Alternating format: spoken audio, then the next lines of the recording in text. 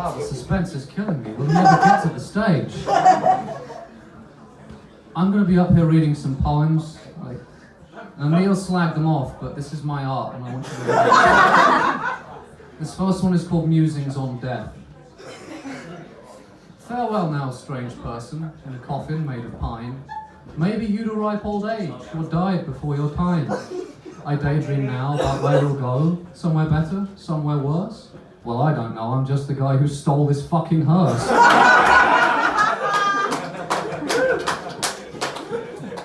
This is called The Supermarket.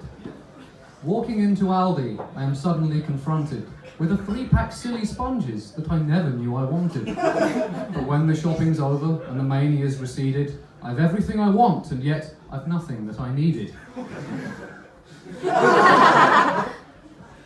This is a little tribute to a guy I really look up to, a guy who raised me from birth. His name is Edgar Allan Poe. This is called The Things on the Doorstep. Once upon a midday dreary, while I pondered, hungover and weary, over last night's drunken stupor, Jesus Christ, my head was sore. As I nodded, nearly napping, suddenly there came a tapping, as of someone gangster rapping. Rapping at my fucking door. Who the fuck's that, I thought, with my head in the toilet. Fucking Jehovah's Witnesses. Yeah, that's it. This is called Racket Runner, or Does Andy Murray Dream of Electric Tennis Balls? Did you dream of balls when you were young? I mean, tennis balls specifically. Although many kids are first introduced to tennis via swing ball, which is not a tennis ball per se, but a kind of proxy of a tennis ball, with a string attached. The string's important. And did you think, I'll hit that ball off the court? And did you like your pairs shot bought? Nerves tensed, taut. That's art, I'm not going to apologise for that. This is called On a Short Christmas Tree. My Christmas tree is very short. I think its growth was slowed. The problem is it's super wide. It's like a Christmas chode. It's short and fat and ugly.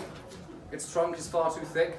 Its stunted girth reminds me of an undeveloped dick. I hear you can get surgery to fix these things on men. Perhaps I'll find a specialist chode-fixing tree surgeon.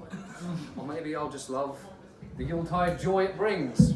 Christmas ain't a time for phallic metaphors for things. This is called That Feel When No GF.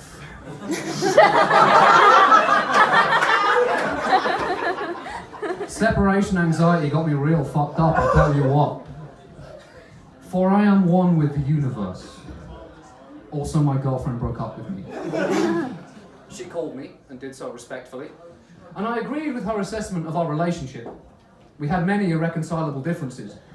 I should have probably broken up with her myself, but I liked her tits. She wanted me to be hurt, so I faked it a little. On the inside, I was giddy. She tried texting me since, and I have been ignoring it. Once it stops, I'm liable to break down, as I'm emotionally weak, and my self-esteem is built on distraction from my existential crisis. My position in the universe is still unsolvable. I am still a child. I know nothing about anything, except my dealer's number and the cast of Seinfeld.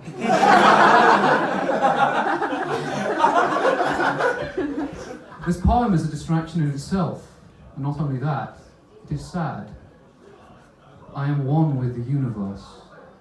That is how single I am.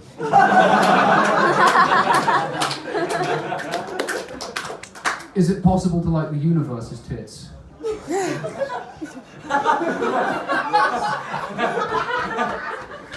This is the last one. It should please those of a theological bent. This is called the God Channel. Yesterday I met a Christian.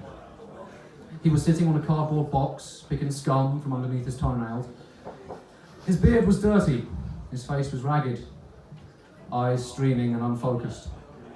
He rose from his box and he told me that the crack of hell would open and a black serpent would ascend from the fires of everlasting torment, wearing crimson sackcloth and blowing a vuvuzela. Actually, he might not have been a Christian.